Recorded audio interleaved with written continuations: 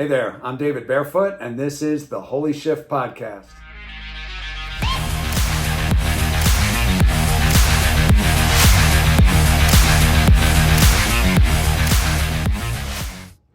We're out of the studio today, but we're still rolling. We're going to lean into the topic that being stuck sucks. Let's think about it. Stuck sucks. So that begs the question, have you ever been stuck? Could be any area of your life, could be an area in your fitness or your health where you've wanted to lose some weight or you've wanted to get more energy and more vitality, but you're just stuck. You seem to not be able to break this pattern.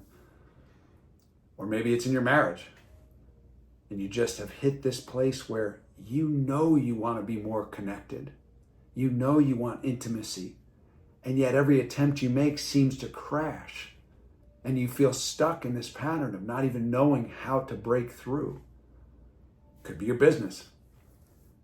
Like you knew how to win and how to grow, and then all of a sudden you just hit this ceiling.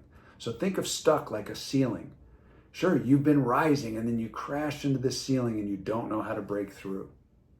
What we're here to talk about today is how to turn ceilings into floors, so that they become new springboards to continually be fruitful and multiply and expand and grow and be that continued better version of yourself. Not something that you're trying to get to, not something that I'll be happy when.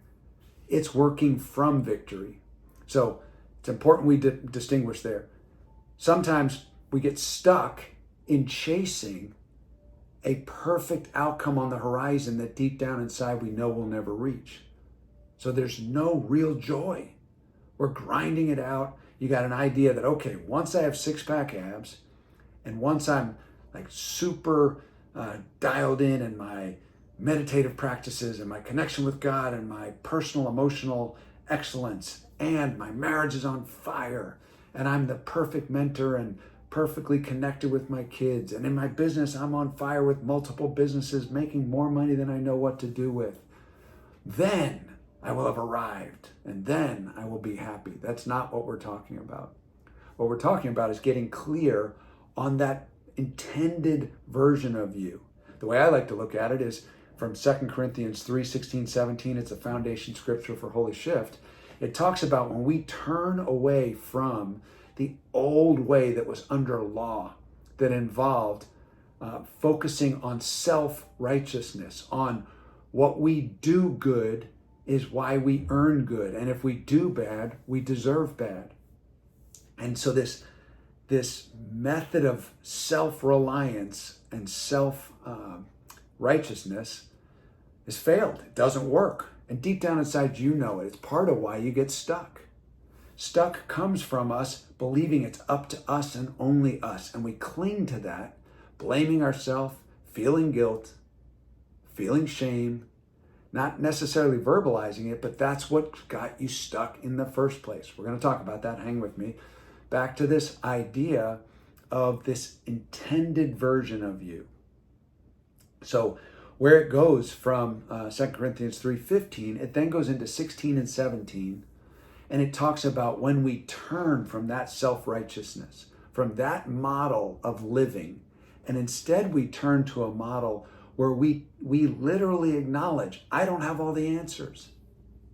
The second we do that, we open the door to being unstuck. So we turn, it says, and the veil drops. What veil? It's talking about the separation between you and God, between you and whatever God is for you, the lover of all things that created the universe, created you and said he created you in his own image. So the veil drops and now you're in oneness looking. It says the Spirit comes and there's liberty. So you're now free. What's the opposite of free? Being stuck, being in bondage. So the veil drops, you're free. And then it says we look as if in a mirror at the glory of God. So in this case, what matters? Is it you and what you see in the mirror? No, you're looking at the intended best version of you, your God reflection. It says we look as if in a mirror and then we go from glory to glory. I don't even care where you're at in your religion. Set that aside. I'm not your pastor. This isn't church. We're just talking about principles that have been proven both by science, and before even science, there's Bible. And the Bible supports it. And I know you have had people in your life that are religious and can quote the Bible that don't have fruit. That's not what we're talking about. We're talking about a life that bears fruit because you align and shift and live believing in the better than and believing and living from that better than outcome. Living unstuck and unstoppable. But we said stuck sucks, and that's what we're talking about. So, getting stuck. For me, the best example in life is a painful one. And I wish I had time to elaborate on how stuck I really was. But to set the tone, I had spent 2 decades of my adult life. And in that season, initially started a couple businesses, leaned into a business in financial services, had great mentors, built a big business, had many breakthroughs and records set, and got to travel to the Ritz-Carlton in Hawaii, and then just all kinds of exciting things that were benchmarks in the world that said, I'm nailing it, you're winning, you're a winner. 500 people licensed, thousands of people hired, big business, right? I'm doing business, I'm doing marriage, I'm doing parenting. But inside, I feel like shit. Inside, I'm sitting here going, what's going on? I feel stuck. No matter what I do, A, I'm not fulfilled, and B, I keep hitting these ceilings and I don't know how to break through. So then I go put a bunch of energy and I grind and I try to change. I try to fix my marriage. I try to fix my business. I try to fix how I'm showing up as a father. And all the while with God, I'm trying to do this relationship. First of all, the reason I believed in God, in case you're not sure where you stand, I had an encounter where I experienced something I can't unexperience. I can't not see it. I can't not feel it. No one could ever bring logic. You can't bring any scripture or anything that would undo what I felt when I first decided to trust and have the faith to say yes and receive this grace, this unmerited favor, this love of God. It rocked me.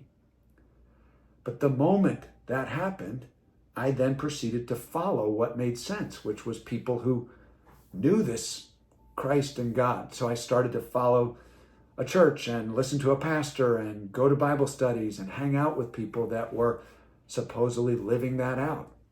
I'm not faulting those pastors. I'm not faulting those people. But the more time I invested, the more effort I put into memorizing scripture and going to the Bible studies and trying to do this thing of living out this religion, this encounter that I had to try and learn more about it, the further away I got from it. And I noticed fruit didn't exist. I'm looking at the people, the closer I got, the higher I climbed, if you will, the more I experienced people not bearing fruit. Their marriages weren't on fire. Their businesses weren't accelerating and 5Xing and 10Xing and transforming the world and changing people's lives. Or if they were, they might have been crushing it in business, but their marriage was a mess. And they were fat and overweight and hated their health and vitality. They were miserable. They're drinking themselves half to death. Nothing wrong with eating. Nothing wrong with drinking. Nothing wrong with having a big successful business. Nothing wrong with having a great marriage. The point is, if you can't enjoy and can't do it all, be a great husband, be a great spouse, be a great parent, have a great business, and enjoy it. Have great health and vitality. Have a great connection with God. Then you're not living in alignment with the promises that are right there in Scripture. So I encounter this love of God, and I feel this hope that says all things are possible, that says you no longer have to be stuck. And yet I spent literally 20 years pursuing all of those areas, building businesses, pursuing this connection with God in every religious avenue I could find, pursuing my health and vitality, pursuing my marriage. And in all of that, every time I took ground, I hit a ceiling. And every time I hit a ceiling, I looked at me and I felt guilty and I felt ashamed and I felt alone and I didn't know where to turn. And every time you go through those cycles, it gets worse and worse deep down inside. First of all, I just have you consider, can you relate? Do you know what I'm talking about? If you're in your late 30s, early 40s, going into your late 40s, early 50s, the more you go through this cycle of believing, hoping, trying, get triggered, get a little angry, start to blame situations, end up in guilt and shame, and next thing you know, you're in this pit of despair.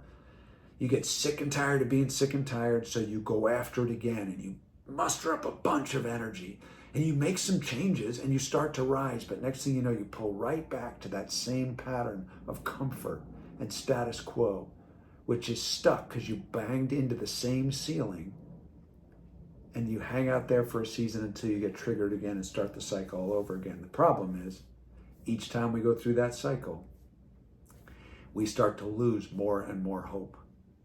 Fortunately, I had somebody that challenged me to engage in something that they called getting mad. And it involved me sitting in a chair and putting on a blindfold and allowing somebody to facilitate me walking through some questions. There was my wife and 4 other people plus the person facilitating there. And they love me, they care for me, they were there having, call it an intervention. But the concept was I had to play along and be willing to answer the questions and get mad. Problem is, I had all this intellect and all this self-protection going all the way back to an alcoholic dad who was verbally abusive, where I learned to just protect myself by not being emotionally available. You stack that now over decades, and all of a sudden it's hard to even get in touch with those emotions. So for almost an hour, this woman who changed my life was asking questions. What are you mad about? And I'm just starting to slowly rattle off the things that are on the surface. I'm mad about my bank account. All right, I'm mad about the fact that every time I'm driving and I hit a bump in the road, my wife freaks out and thinks I'm going to crash the car. I'm mad about this. I'm mad about. They were all surface stuff. I'm not making light of them, but they were surface. They were not getting to the root. And so then I hear it turn on the water in the sink over around the corner and comes back, and I'm sure here it comes. And she starts splashing my face with water, trying to trigger me to get me angry. That doesn't do it. Finally, they give me a rag to kind of wipe up the water. Still have my blindfold on. And then she tells me to start taking this wet rag and throw it on the ground. And so I start throwing it. And next thing you know is I engage my body and I start slamming it on the ground. Stuff starts to bubble up. The anger, like the rage was crazy, but tears at the same time. It was this mix of just despair and rage. And so I just start railing about every guy, every coach that had ever let me down, every mentor that had ever let me down, every pastor that everywhere I turned hoping for an answer, bam, stuck and left with myself and my guilt and my shame and this lack of hope of any real thriving life, regardless of achievement or success. And it continues, and I dig deeper, and I start to get to my dad. I start to go to, I didn't pick my dad, and I start going off on how the fuck do you sit there with a kid that's 3 and 4 and 5 and 6 and 7 and 8 years old and scream at the top of your lungs for an hour, 2 hours, asking him questions, yelling at him when he answers the questions, they're wrong, and you yell even deeper. Like I just went off on every single thing that was at the core. And I get to the bottom of it. And I'm sobbing. It's not a sob, really. I was just deflated. And tears are rolling. And I didn't even think, this was not conscious, but the words that came out of my mouth were, I just don't trust you, God. As soon as I said it, it was as if it was audible. I'm not saying it was, but it might as well have been. I heard, finally, we can talk. I wish I could explain it. My entire being. I told you before about my first encounter with the love of God when I said yes and said, come live in me, whatever that means. That was amazing. This took over every cell in my body. There was a hope that was unstoppable because he said, finally we can talk. And I heard the voice of a living God that I could talk to. And for the next 3 weeks, it's like he gave me this hall pass. I've never cussed so much in my life because the emotions that needed to come out, they couldn't be expressed in normal language. My wife loved it. She was like, finally, you're awake. And I'm walking around just amazed at all the shit I had been carrying around. And in that process, I experienced what it's like to actually talk to a living God and get answers. The certainty that comes from that is what gives me the power and the authority to look at you right now and say, stuck sucks. And the moral of this story, I would be stuck till this day if I didn't choose to admit I was stuck and sit in that chair and let them walk me through this process. It's not the only way to do it. I currently now do it for people with something called a stack, where the same thing, you can get in touch with those things that have you stuck and actually reframe them, see them for what they are, and then be set free. But just showing up and saying, I'm stuck right now, sitting where you're at. You could think about 1 or 2 or 3 areas that you're stuck in your life. Just pick one. Just the moment you admit out loud you're stuck in that area, you will feel a sense of release. You will feel a sense of hope and freedom because you've opened the door to the solution to come in. You've made a holy shift. You've shifted and said, I believe there's a better than. Holy means better than. There's an intended version of you that is unstuck and unstoppable. So I'm going to have you consider that if you did identify something that is stuck in your life and you want to turn that ceiling into a floor that springboards you, the moment you do it in one area, guess what? It's like a domino effect. It becomes addictive and you start to leverage that experience into every area of your life and you start to get unstuck as a habit. And now, living an unstuck life, you show up in a different vibrational frequency. You're the most flexible person in the room. You're the most peaceful, powerful person in the room without having to show it. And you change the atmosphere. So I mentioned the stack. If that's something you want to learn more about, ping us back here on the podcast. We can get you more information. It's a tool, part of an operating system that walks you through a series of questions for anything that has you stuck, anything that has triggered you. So now if I walk into the house and behave in a way that's crappy and treat my wife bad, I can take that experience and say, what was going on? What was it that had me triggered? And once I identify it, the stack walks me through reframing. What story was I believing? What beliefs was I aligning with? And then I have the opportunity to look at that, see how putrid it is and how much it sucks. And then I get a chance to rewrite a new story and it transforms me from the inside out. And it doesn't take a lifetime. It doesn't take weeks and weeks and months and years of years sitting in front of a counselor. Not downplaying counseling if you have something that needs some direct counseling, but this is about living a shifted life and just moving from stuck to unstoppable and having an operating system and an approach where you recognize quickly when you're off track. There's no condemnation. You've heard us talk about it here on the Holy Shyft podcast before. Awareness is a superpower. So with that awareness and just acknowledging you're stuck, you can go from stuck to unstoppable. So if this resonated with you, again, you can reach out for more information. If there's more you'd like to learn or hear, give us feedback and let us know what you're interested in hearing more of as it relates to this shifted life and this other than moving from holy shit moments to holy shift moments and a life that resonates with the intended version of you, that reflection that moves from glory to glory to glory. Give us feedback and we'll look to see if we can fit that into our content. Also, if you know people who need to hear this, go ahead and subscribe, share it with other people. For now, I'm David Barefoot. This is the Holy Shyft podcast. See you on the next episode.